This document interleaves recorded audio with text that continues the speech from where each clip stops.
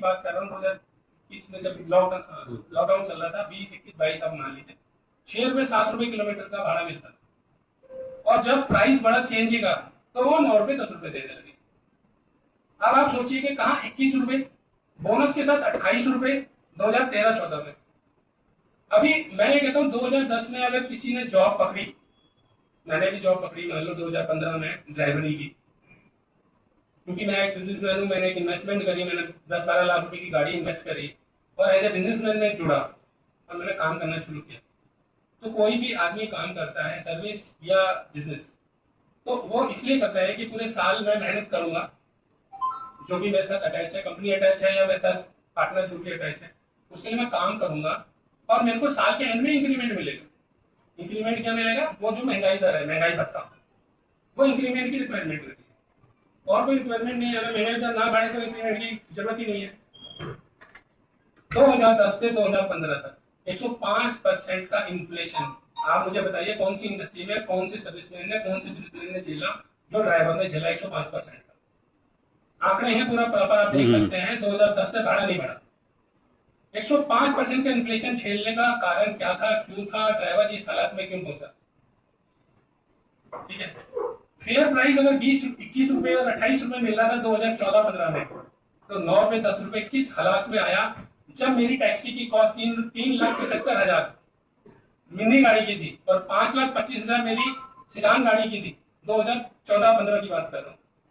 आज मेरी गाड़ी की कॉस्ट 11 लाख सिडान की है और मिनी गाड़ी की मेरी कॉस्ट 7 लाख से लेकर 9 लाख में पड़ती है फाइनेंस कराने से। मेरी कॉस्ट डबल हो गई, मेरा इंश्योरेंस डबल हो गया, मेरा टैक्सेस डबल हो गया, मेरा रहन सहन डबल हो गया, सब कुछ हो गया। अब मुझे प्राइस क्या मिल रहा है? यानी मुझे 2014 में जो मिलना था, अगर मैं उसकी इन्फ्लेशन जोड़ के कैलकुलेट करूंगा तो 48 रुपीज का मेरे को भाड़ा मिलना चाहिए आज की डेट में। 105% की इन्फ्लेशन जो सरकार ने नेग्लिजेंसी में हमें डाला, 48 का भाड़ा चाहिए कायदे से। चलो छोड़ो उस बात को, हम बात करते हैं आज ग्राउंड। एक सिलेंडर जो पड़ता है वो 750 रुपए का पड़ता है गाड़ी में। सबसे पहले ड्राइवर घर से निकलेगा, जेब से 750 रुपए देगा, सिलेंडर फुल कराएगा, फिर वो कंपनी का प्लेटफॉर्म फीस भरेगा।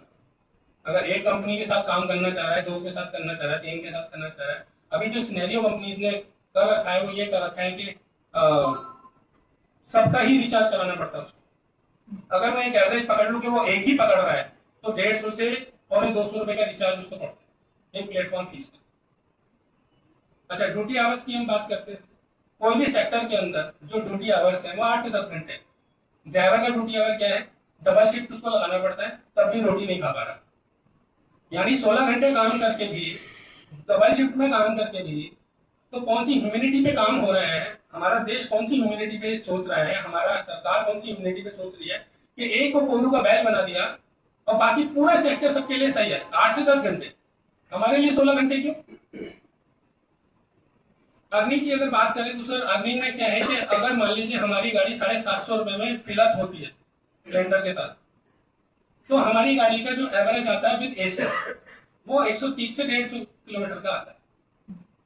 अगर मैं ये मान लो कि बहुत बढ़िया गाड़ी एवरेज दे रही है तो 200 देगी, 180 देगी, 190 किलोमीटर देगी, इससे ज्यादा नहीं देगी। अब सर उसके ब्रेकअप पे बात करते हैं। हमारे को अपनी सर्विस देने के लिए 150 किलोमीटर गाड़ी रन करने के लिए कम से कम 40 से 50 किलोमीटर ड्राई रन जेब से लगाना पड़ता है।